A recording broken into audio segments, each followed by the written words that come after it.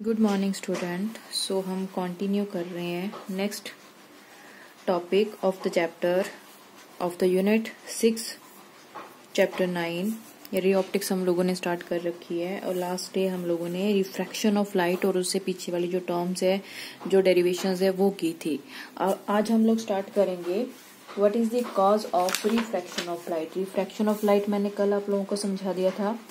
Refraction of light क्या होती है? When light goes from one medium to another medium and its path is change, then the rays had to be refracted, and refraction is because of the change in speed of the light. When light goes from one medium to another medium, then the speed of the light will be changed, and due to this the refraction of light will take place. This is the cause of refraction.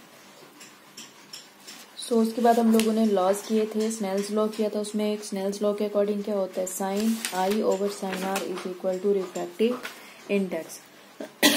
अब हम लोग यहाँ पे discuss कर रहे हैं cause of the refraction. Snell's law का use करके हम लोग इस चीज को डिस्कस करेंगे। So refraction of light take place because of speed of light is changed.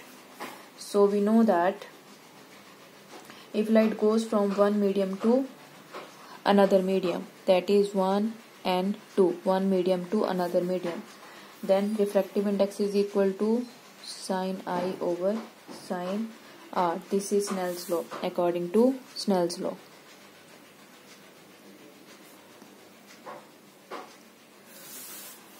So also refractive index in terms of velocity of light in two different medium is ratio of speed of light in one medium to speed of light in another medium. Now compare these two equation number 1, equation number 2. Compare above equations. ठीक है, क्या आएगा हमारे पास? Sine I over sine R is equal to V1 over V2। अब यहां से देखो, फर्स्ट केस हम लोग डिस्कस कर रहे हैं। If V1 is greater then V2, अगर V1 is greater then V2 है तो obviously 1 and 2 is greater than 1, because if V1 is greater then V2, तो अगर V1 को V2 से हम डिवाइड करेंगे तो हमेशा जो क्वांटिटी है वो 1 से ग्रेटर ही आएगी। 1.1, 1.2, 1.3 कुछ भी आ सकती है, लेकिन 1 से क्या होगी? Always greater. So 1 and 2 is greater than 1। It mean to say that sine I is greater than sine R और angle I is greater than angle R. Angle of incidence is always greater than angle R. It means to take that the light will refract towards the normal. ठीक है, normal के case में क्या होता है? Angle of incidence is greater than angle of refraction. तो when light goes from the medium in which speed of light is more to the medium in which speed of light is less, then light will bend towards the normal. अब second case में if V2 is greater than V1, then 1 and 2 is always less than 1, क्योंकि V2 is greater than V1। So V1 को अगर V2 से हम लोग divide करेंगे तो वो क्वांटिटी हमेशा क्या आएगी? Less than 1।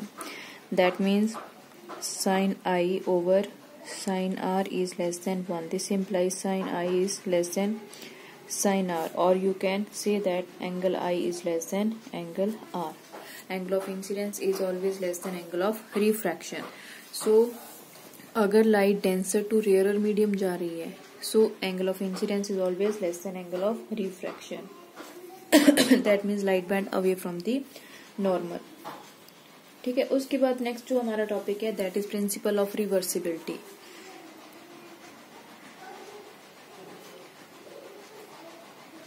Principal of reversibility.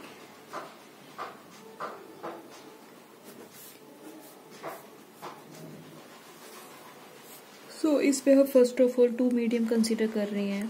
First medium, second medium. This is medium 1 and this is medium 2। Suppose करो this is air and this medium is water. So obviously medium 1 is rarer medium and medium 2 is denser medium. So when light goes from rarer medium to denser medium, so light will bend towards the normal. Suppose this is the incident light. Let us consider a ray AO incident at point O, and refraction will take place at point O because light goes from one medium to another medium, and as the light goes from rarer medium to denser medium, so light will bend towards the normal. This is refracted ray. सो अगर हम लोग यहाँ पे Snell's law apply करते हैं तो Snell's law के according हमारे पास क्या आएगा? Now light is going from medium 1 to medium 2, so we have to write 1 and 2. Light is going from medium 1 to 2 is equal to sine I over sine r. Theory book से लिख सकते हो, आप लोग बुक से read कर सकते हो.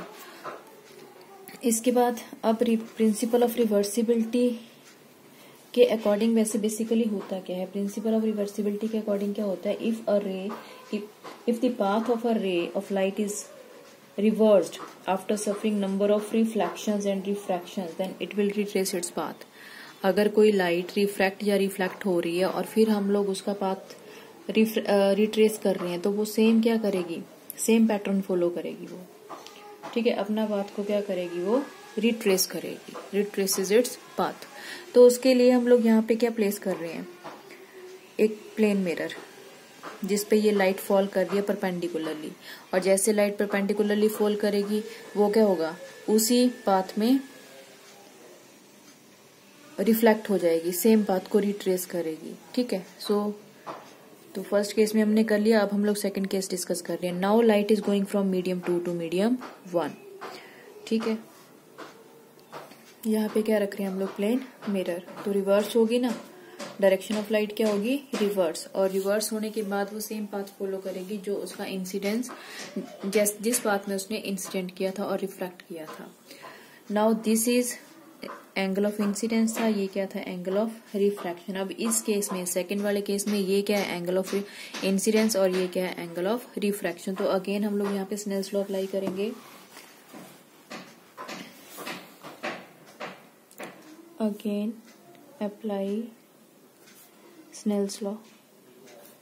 स्नेल्स लॉ अप्लाई करके क्या आएगा? 2 and 1. Now light is going from second medium to first medium, so 2 and 1 is equal to sine R over sine I. क्योंकि इस केस में एंगल ऑफ इंसिडेंस किससे रिप्रेजेंट कर रहे हैं हम लोग? आर से. एंगल ऑफ रिफ्रैक्शन क्या है हमारा? I. Equation number 2. Now multiply equation 1 and equation 2. Left hand side को लेफ्ट हैंड साइड से मल्टीप्लाई कर दो, राइट हैंड साइड को राइट हैंड साइड से.